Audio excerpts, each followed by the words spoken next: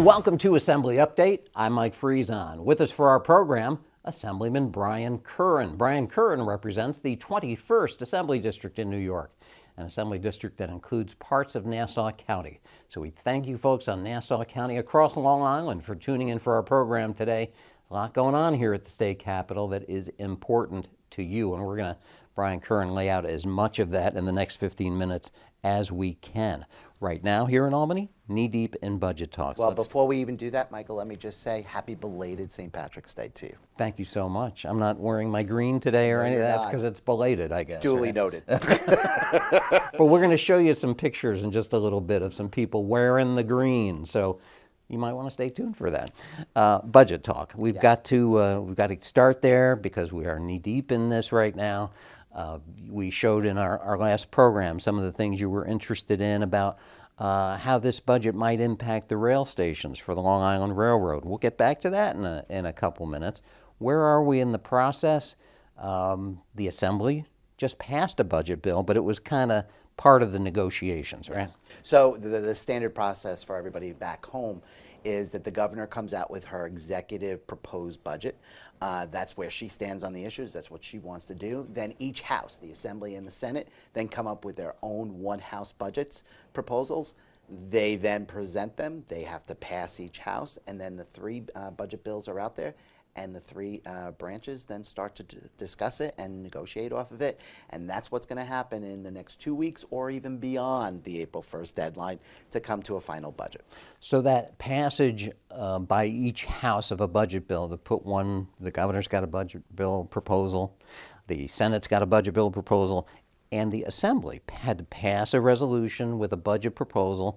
That's the first opportunity for some real public debate on some of the budget issues facing this state right now. Sure. So it's again, it's not the final budget, but it actually shows the other two branches where that particular branch sits with regards to their budget priorities. And as you had said, the Assembly passed their one-house budget, and there were certain priorities that were enunciated in that one house, where we stand, where we want to go forward as a house, to let the governor and the Senate know where we're coming into negotiations with. Now, I mentioned at the top of the show that every issue that is important to the people of Long Island, they're included in this budget. I mean, there's a lot of important things here. We've talked about them in recent programs with you. Education, funding for education, the housing initiatives that the governor has put forward. That's all part of this budget negotiations. And then there's crime. Right. Let's take a look at what you said during that budget debate, or that budget resolution debate on the floor of the Assembly. You picked up on almost all of those topics, and then we'll come back and we'll talk more about what's going on here in Albany with Assemblyman Brian Curran. Usually on the one-house bills, it's usually a 50+1 that I use to determine whether or not I'm going to support it. And I really do mean this. I compliment the Speaker. I know my colleague brought up priorities, and to be perfectly honest, I think that a lot of these priorities in this one-house bill is the priorities that the people, at least of my district, want. Unfortunately, in looking at a lot of it, and just real quickly, those priorities, the non-public school aid, the public school aid, in line with the funding that they put forth, the restoration of the 4201 schools, the universal school meals, the rejection of the governor's New York housing compact, and the rejection of the governor's SUNY and CUNY tuition increases. I mean, those are things that my constituents are worried about. And again, like I said, I compliment the Speaker. Unfortunately, when I ran this past election, I made a promise to the constituents of my district that the number one problem that they face a day in and day out is the issue of crime. And on that, it was disappointing that this one-house resolution rejected the governor's proposal to review and to take a look at the cashless bail reform. And also the disappointment that this one house, again, fully funds the Raise the Age program. It's for those reasons that, regretfully, I have to vote against this one house budget resolution. So there it is. I mean, you said funding for education, good. All the things related to education, this budget put forward by the Assembly does some really nice things that the people on Long Island, education is very important there. You were pleased with shooting down the governor's housing ideas. You were pleased with pushing back on the SUNY CUNY tuition hike increases that have been put out there. But you didn't have very many nice things to say about the crime issue. I mean, be blank, clear about it. You just didn't like it. Yeah, and Michael, like we started to say before, the one House budget resolution is about priorities. Is about what the priorities of that House is going to be going into negotiations. And I had started off my comments by saying it's usually, when I vote on this one House budget, it's usually 50 plus one. Which one? Because there's always good and bad on either side. And unfortunately, this year that 50 plus one rule really didn't apply because I trying to work with both sides of the House. I got to give a lot of credit to Speaker Hasty. A lot of the priorities that he enunciated in that budget resolution was the priorities that I feel help the families back in the 21st Assembly District. And you talked about some of them. Listen, first and foremost, making sure that the non-public schools got their proper funding. That's a big issue for us back in the 21st. And our Assembly budget bill does that. The fact that we rejected the governor's tuition hikes for SUNY and CUNY, middle-class families in the 21st, send their kids to quality college educations at SUNY and CUNY. Let's reject it. Let's keep those education opportunities available for our kids. That's a good thing. Then you talk about the rejection of Governor Hochul's housing compact, which we've talked about before. It's going to fundamentally change Nassau County and Suffolk County to something that we can't sustain, and it also takes local control out of local officials. That's good stuff. Making sure that we reinvest in our libraries, which the governor cut. All great things. Listen, overall, the priorities was there, but unfortunately, what I ran on, what the people of the 21st Assembly District voted for me on, was doing something about the crime issue. And that's an important issue. It's still a very important issue for Nassau County. And the one House budget resolution rejected the governor's call for amendments to cashless bail. Our one House budget resolution fully funded raised the age. And then, listen, also, at a time when we're seeing the highest migration out of this state ever in the history of this state, this budget proposal, again, had tax increases on, listen, high earners with regards to direct taxes, but also a lot of taxes and fees that's going to affect some of the families back in my district. Particularly, listen, if you like Netflix or Amazon, they're taxing you now.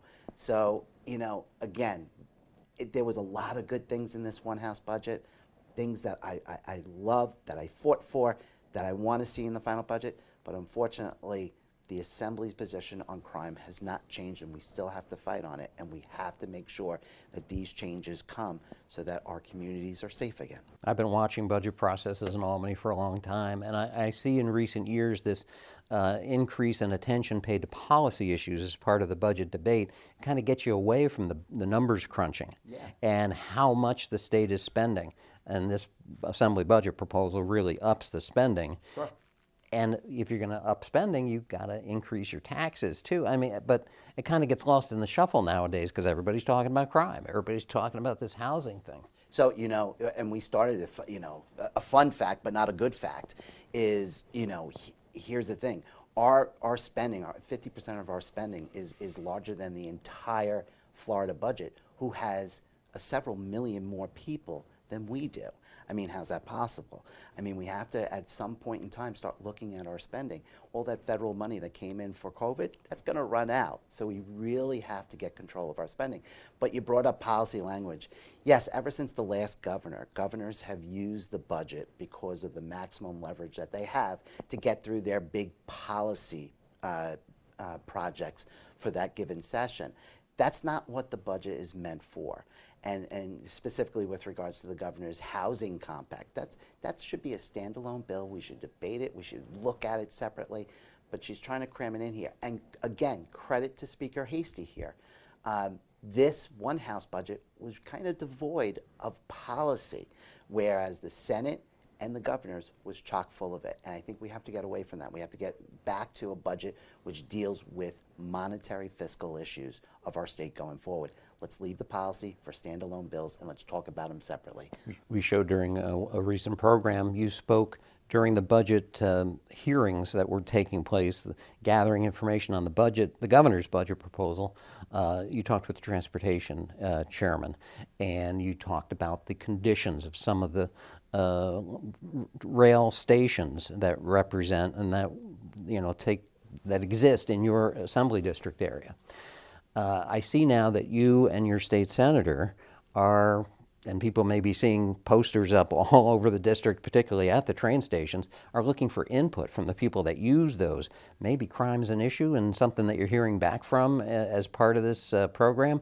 Tell us about what you hope to hear from the people that use the rail service. Sure. So me and Senator Canzaneri have, kind of joined forces here because both of our offices were inundated with complaints following the schedule changes on the opening of the Grand Central Station.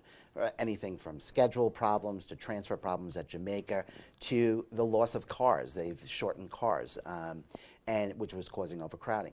And we wanted to do something about it. We immediately contacted the LIR. We've had meetings with the LIR. And what the LIR told us was that they can't do something unilaterally. They need some type of data. If particularly on the West Hempstead line, there are problems with an hour gap in time scheduling. So what we're doing is doing a survey on that line to try to figure out what the best times are. The LIR, with no promises made, said, get us the data, then we'll look at it and see if we can make accommodations. Same thing with the Long Beach and the Babylon lines, from my Limbrook, Ruffle Center, Freeport, and Baldwin stations. We're trying to figure out what, if any, problems there are. Originally, there was shortening of cars and causing overcrowding. We've gotten that corrected. We've worked with the LIR. They added cars to both the morning and the afternoon commutes. We've seen a decrease in the complaints regarding overcrowding, but we still have to work on it.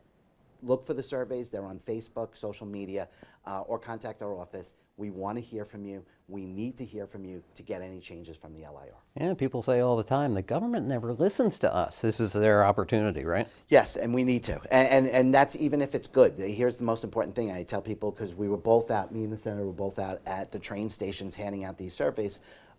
Even if you like what the current schedules are or there are no problems, tell us that, because we're going to get the people back who are complaining about it. And if we go to the LIR with just those complaints, there's going to be changes to the very schedule you like. So make sure you go on and do that survey. All right, I promised pictures of people wearing green. It's time to get to some of those now.